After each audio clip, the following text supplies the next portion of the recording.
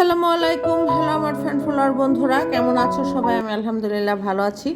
যে মাসকলাই ডাল কিন্তু একরকম রান্না করে দেখাইছিলাম ব্লেন্ডার জারে গুঁড়া করে, আবার আরেক রকম দেখাইতেছি তোমাদের। এটা খুবই সুস্বাদু, একটু সময় লাগে এটা রান্না করতে, বাট এটা কিন্তু বেশি সুস্বাদু।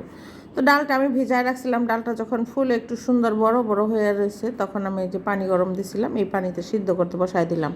যাদের এই যে বাপদাদা, যারা এই যে বাপদাদার এই যে তালুকের গ্যাসে থাকো, তারা কিন্তু ডিম চুলা আঁচটা ডিম করে দীর্ঘক্ষণ বসায় রেখে এটাকে একদম ফুটায় ঘুটনা দিয়ে নিতে পারবা। আর যাদের এই যে তালুক নাই, বাপদাদার তালুক নাই, সিলিন্ডার গ্যাসে রান্না করো, তারা কিন্তু এই কাজটা প্রেশার কুকারে করবা, নাহলে তোমার গ্যাসের 12টা বাজে যাবো।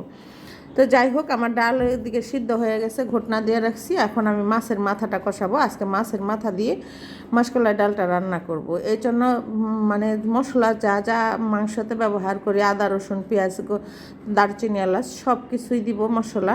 ফ্লেভারের জন্য একটু শুকনো মরিচ বাগারে দিয়ে দিছি, দেখছো। তো মাছের মাথাটাকে ভালো করে কষাই নেব। যাদের কাটা বাছার প্যারা আছে, তারা মাছটা কষানো হয়ে গেলে, ভালো মতো সিদ্ধ হয়ে গেলে কাটাগুলোকে বাইসে আলাদা করে দিতে পারো। আর যাদের কাটা বাছার কোনো প্যারা নাই, তারা ওইভাবেই রাখতে পারো, সমস্যা নাই। তো আমি মাছটাকে দিয়ে দিলাম কষানোর জন্য। কষানোতেই খুব ভালোভাবে কষাবো, যাতে এটার কোনো কাঁচা গন্ধ না থাকে, একদম সিদ্ধ পরিপূর্ণ, মানে খাওয়া যায় এরকম।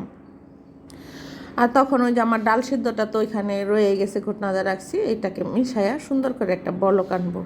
বলক মানে কি, ভালো বলক আনবো। যখন হয়ে আসবে দেখবা ডালগুলো ছিটে ছিটে অন্য জায়গায় চলে যাইতেছে। যে কোনো রান্না তরকারি হয়ে গেলে ঝোলটাকে একদম ছিটাইতে থাকে, তখনই বুঝবা যে হয়ে গেছে। তো নামানোর আগে আমি একটু ধনেপাতা দিয়ে নিলাম। এটা অপশনাল, যারা পছন্দ করো দিবা, যারা না করো দিবা না। তবে এই ডালটা খেতে কিন্তু খুবই সুস্বাদু। যারা যারা এভাবে খাও তো খাওয়াই, আর যারা যারা না খাও একবার রান্না করে খেয়ে দেখবা এবং রিভিউ দিবা। ভালো থাকবা, দোয়া করবা। আল্লাহ হাফেজ, আসসালামু আলাইকুম।